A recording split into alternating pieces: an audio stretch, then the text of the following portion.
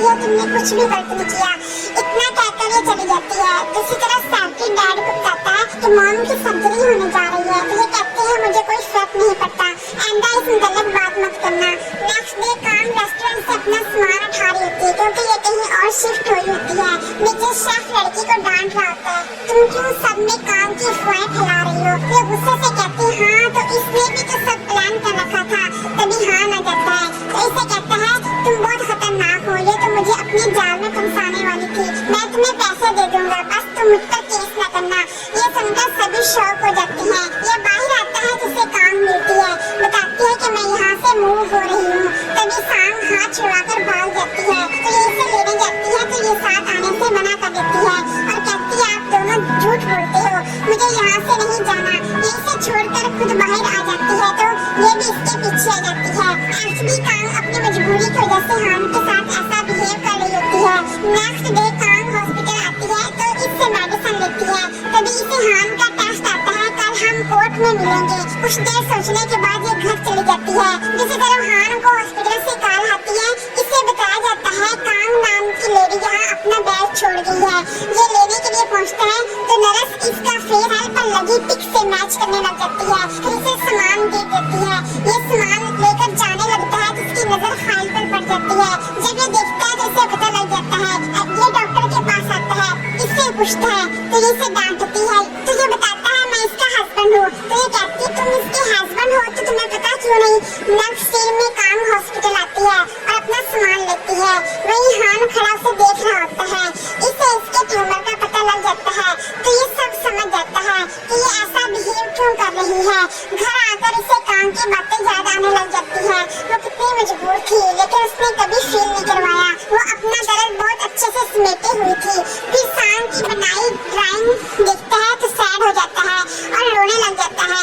दूसरी तरफ जिन अपने आदमी से हान की सीक्रेट निकलवाने में लगा था, ये इसे आकर बताता है कि हान ने कांग से शादी किडनी के ट्रांसप्लांट के लिए की थी। ये सुनकर जिन बहुत खुश होता है, फिर ये इसे लॉन वाले आदमी से मिलवाता है।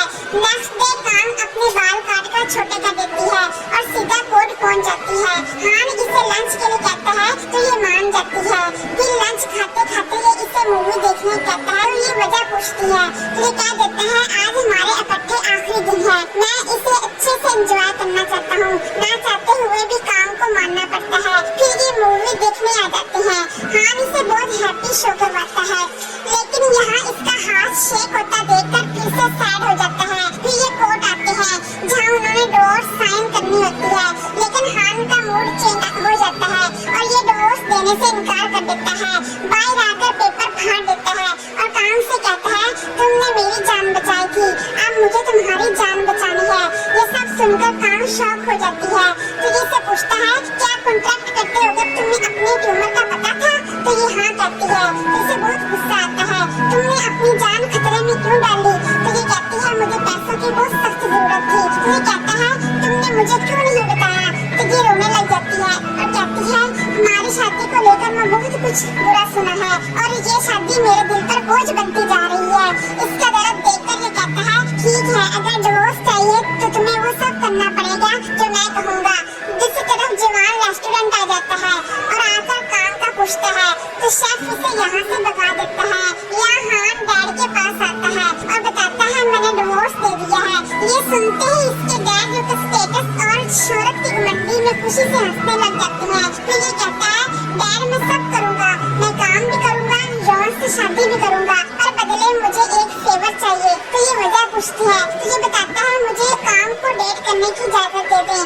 इस पर डैड गुस्से में आ जाते हैं और कहते हैं अगर मैं इजाजत ना दूँ तो तुझे कहता है फिर भी इसे डेट करूँगा। नेक्स्ट डे हान डॉक्टर को काम के रिजल्ट सेंड करता है और स्ट्रेट का इंतजाम करने कहता है।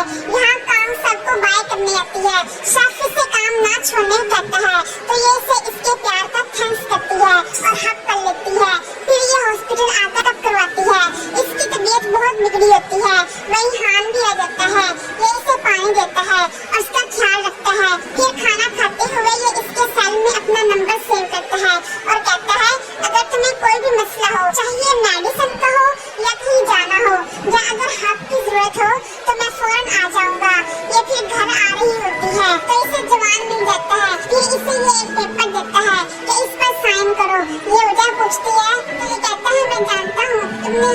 शादी करके अपनी किडनी सेल की है और इसी से तुमने पैसे लिए हैं।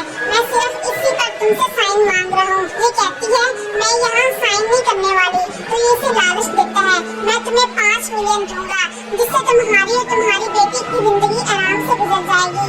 ये सुनकर ये इसका दिया हुआ पेपर फाड़ देती है। इसे कहती है आइंदा यहाँ नजर मत आना वरना तुम्हें मार दूंगी। इसे एक्चुअली जिन ने भेजा था क्योंकि वो हान को तमसा कर रास्ते से हटाना चाहता था। अब काम कुछ दिनों के लिए शहर से बाहर जाने का सोचती है। शाम को लेकर ये अपनी मदर इन लॉ के पास आती है। इन्हें कहती है कुछ दिनों के लिए शाम को अपने पास रख ले, मैं वेकेशन पर जाना चाहती हूँ। मॉम भी फौरन मान जाती है। दूसरी तरफ हान मीटिंग से फ्री होता है तो जिन आ जाता है।